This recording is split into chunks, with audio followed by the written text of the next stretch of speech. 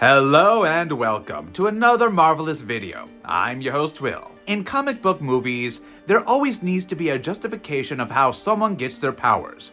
And usually, the most easy answer is mutations. Which is why in today's video, we're gonna go over some weird mutations that appeared in these films. Let's get to it, shall we? You know how comics always show the grossest and weirdest mutations? You would think that once a big Hollywood studio got involved, they would dial things back a little, but they hardly did. I've got the 8 strangest comic book mutations or transformations ever put on film for you, with some becoming infamous and others eventually becoming cult favorites. Alright, let's see which mutations actually made the cut. Some of these had me wondering what I was even looking at.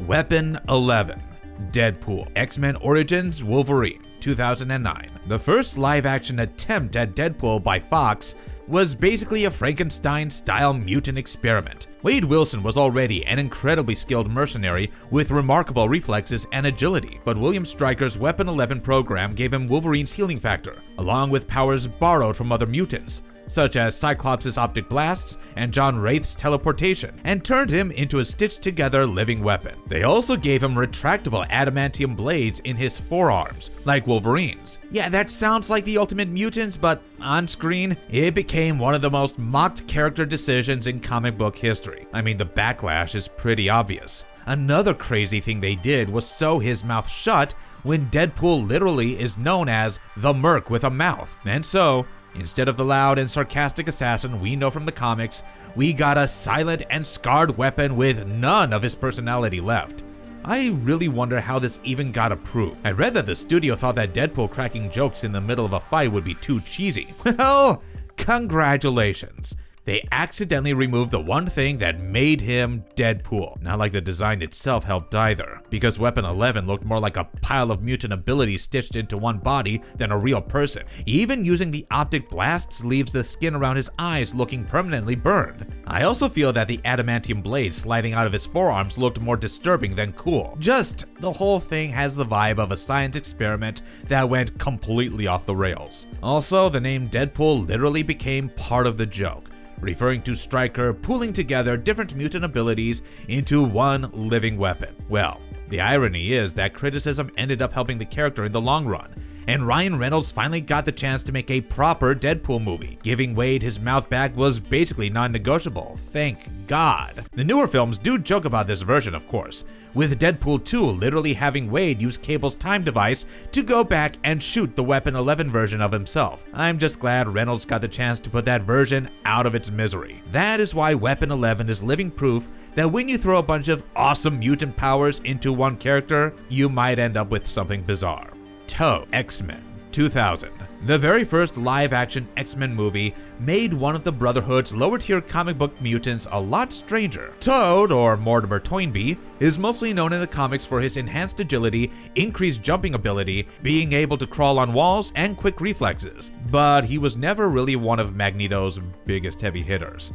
And the 2000 movie clearly understood that these powers alone were not enough to make him stand out as a big screen villain. I mean, jumping really high isn't exactly a big deal when you're standing next to Magneto and Mystique. So the movie gave Ray Park's Toad a giant prehensile tongue that stretches over 13 feet, and he uses it as his main weapon by grabbing other weapons, choking opponents, and fighting like a mutant frog instead of a mutant human.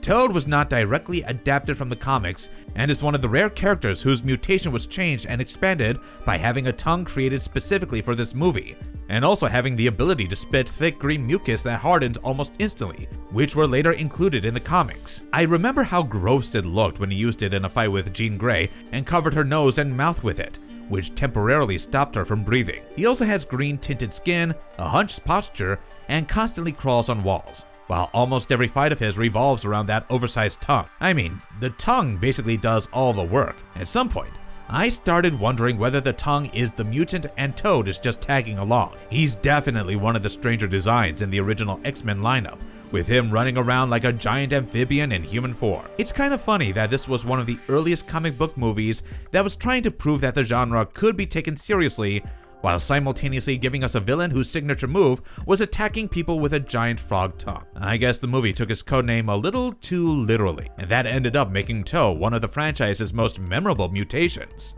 Azazel, X-Men First Class, 2011. Most of the mutants in X-Men First Class still look like regular people with one or two unusual features.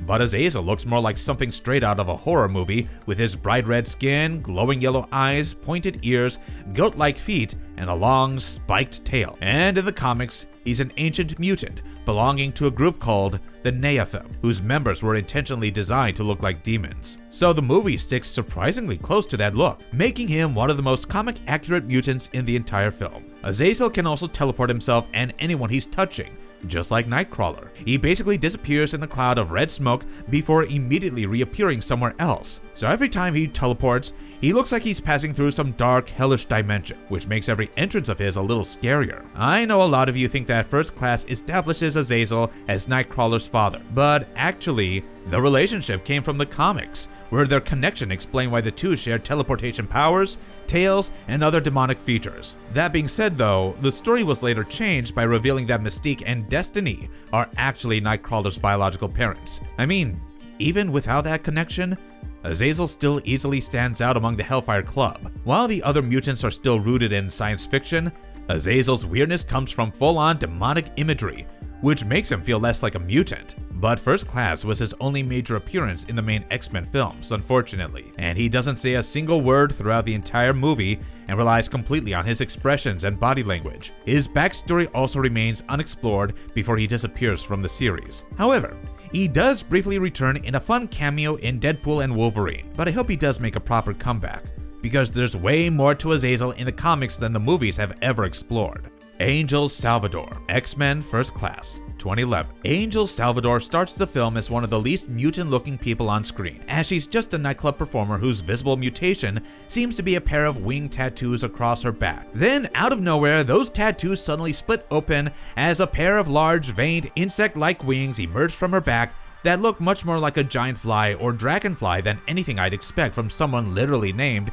Angel. This has to be one of the creepiest transformations in First Class. She goes from looking totally normal to looking like a human-insect hybrid in seconds. Angel can also spit highly corrosive acid, which is strong enough to burn through solid surfaces. And this is actually straight from the comics, where her mutation has always been heavily inspired by insects. But the wings and the acid spit are kept by the movie. But some of the more extreme insect traits are toned down to make her feel more like a fighter. Still, I don't know about you, but acid spit is one of those powers that's just gross, like the mucus Toad spits. Ugh. So we see Xavier and Magneto first meet Angel as a performer, and by the end of the movie, we see her flying around with fully manifested insect wings and melting things with acid alongside the Hellfire Club. But yeah, it hit because they did not try to make her mutation look pretty and embraced the weirdness. She also makes a really interesting contrast with Azazel because his mutation is more demon-like, while hers is pure insect body horror. Between the two of them, Emma Frost turning into Living Diamond, and Riptide casually throwing around miniature tornadoes, X-Men First Class had one of the weirdest mutant lineups in the entire franchise. However, I find Angel Salvador one of the strangest because her mutation completely changes the way she looks, and that's memorable.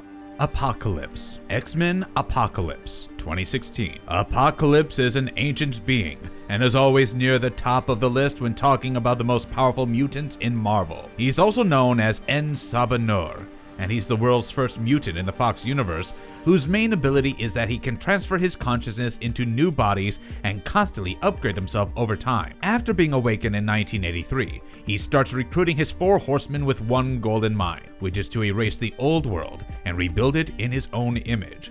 Now, that sounds terrifying, right? But the movie manages to turn one of Marvel's most intimidating villains into one of its most roasted, because Apocalypse ended up looking like, well, a giant blue Power Rangers villain instead of an ancient mutant god. I still can't believe that this was the final design they went with. I mean, the blue and gray skin, the bulky armor, and all those prosthetics covering Oscar Isaac's face make it easy to see why we couldn't stop making fun of it. But you know what? Apocalypse actually has dozens of powers which the movie never really explains, and just keeps throwing new abilities at him from scene to scene. It seemed like he had whatever power the plot needed, whether it was manipulating sand, growing in size, creating force fields, enhancing other mutants, or reshaping his own body. With so many different powers, the movie never really finds a consistent way to show what he can do, and the result is a villain who looks more like an over-decorated action figure. Apocalypse should have come across as unsettling and almost godlike, but all anyone could talk about was how he looked. Even Oscar Isaac later admitted that he didn't expect the experience to be like that. He told GQ that he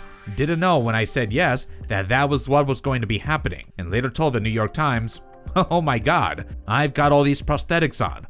I've got a suit on. I can't move, I can't see anybody." I feel bad for him, knowing the potential of the villain underneath all of that, and Apocalypse absolutely deserves a spot on this list because his mutation is one of the most overpowered in all of Marvel, even though the mutation itself in the movie is probably the biggest missed opportunity of all.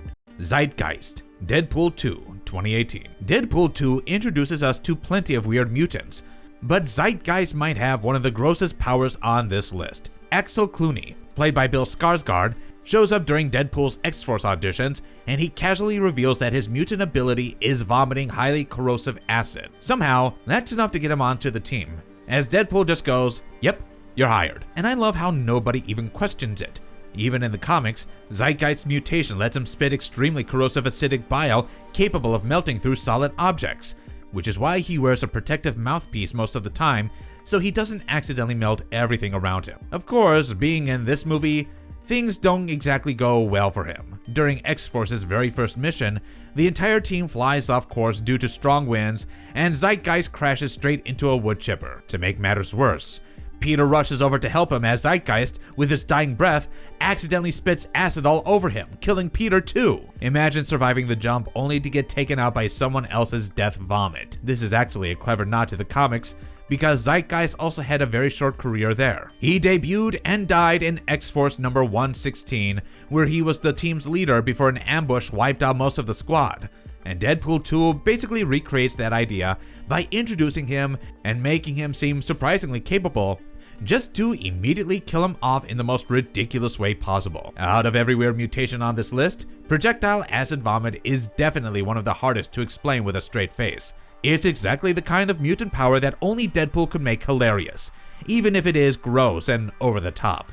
King Shark, The Suicide Squad, 2021. Okay, I know I'm kind of cheating by putting King Shark on a list about weird mutations because, in the comics, Nanao isn't a mutant at all. He's usually portrayed as the son of a shark god and a human woman, which makes him more of a demigod. Plus, that mythological origin is pretty vague in James Gunn's movie too, so he probably shouldn't be on this list. But he's way too weird and memorable for me to even leave him off. King Shark is basically a giant humanoid shark who is over 8 feet tall and has razor-sharp teeth, massive claws, insane strength, and skin so tough that bullets barely affect him. He tears humans apart with his bare hands and treats them like their snacks by biting their heads clean off. So when it comes to his appearance and abilities, the movie actually stays faithful to the comics. But the biggest change is his personality. In the comics, he's usually much more intelligent and ruthless, but James Gunn turns him into an oversized kid who's just trying to make friends. Voiced by Sylvester Stallone,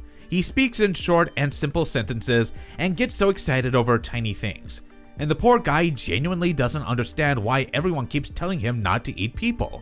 Remember when he tries to eat Ratcatcher 2 because he's hungry? But when she asks if he would eat his friends, he replies, "I know friends." I didn't expect a giant shark man to make me feel bad. And it was so wholesome watching this walking killing machine find someone who accepts him, as Ratcatcher 2 offers to be his friend. He's just such a lovable character, even when he's casually chewing on someone's skull, and gets some of the funniest moments in the film, and some surprisingly emotional ones. But one thing's for sure, we all walked away from the Suicide Squad as King Shark fans. I think he's one of the oddest characters to ever appear in a comic book movie, even if he's not technically a mutant. And the weird part is that underneath all those teeth and muscles, James Gunn makes us care about a giant CGI shark man with barely any dialogue. Man-Thing, 2005. He may look like a giant walking pile of swamp moss, but the real problem is that the movie changes so much about his comic book origin that I had to put him on the list. So, in the comics, we see Ted Sallis as a scientist who is working on an experimental version of the super soldier serum. But while trying to escape the criminal organization named Advanced Idea Mechanics, he injects himself with the serum and then crashes into a mystical swamp. Everything, including the serum, the swamp, and the supernatural forces, kinda comes together and transforms him into this monstrous creature known as Man-Thing. But the 2005 movie throws almost all of this away and becomes more of a supernatural horror story. The movie pushes Ted Sallis into the background, and Man-Thing is treated more like an ancient guardian spirit that protects the sacred Seminole Island from anyone who tries to exploit or destroy it. However, he does look scary visually, as he's a huge creature made entirely of roots, vines, moss, and swamp matter, and has glowing red eyes with almost no human features left. He never speaks, and barely shows any emotion. He just silently emerges from the swamp, which is creepier than if he actually talked. But this is where the movie completely loses me. Whosoever knows fear burns at the touch of the Man-Thing. That's literally the iconic line we all associate with the character. But the movie doesn't even say it once. It does show his victims burning when they fear him, but it also has him killing people with giant vines. How do you make a Man-Thing movie and leave out the one line that we all remember about him? He spends most of the film acting like a generic slasher monster who just goes around killing people in the swamp. I feel like they made it more like a low-budget creature movie that just happens to have a Marvel character's name slapped onto it. So, that's my list of the 8 weirdest mutations ever brought to comic book movies. Of course, there were plenty of other weird mutations I couldn't fit into this list, such as the Blob, whose body makes him almost impossible to move, and Beast, whose mutation transformed him into a creature covered with blue fur. So, which mutation weirded you out the most? And is there anyone you think deserved a spot on this list? Share your thoughts in the comments section down below, and if you enjoyed this video, don't forget to like, subscribe to the channel, and hit the notification button so you don't miss the next one. Videos बनाने हैं, Filmora है ना?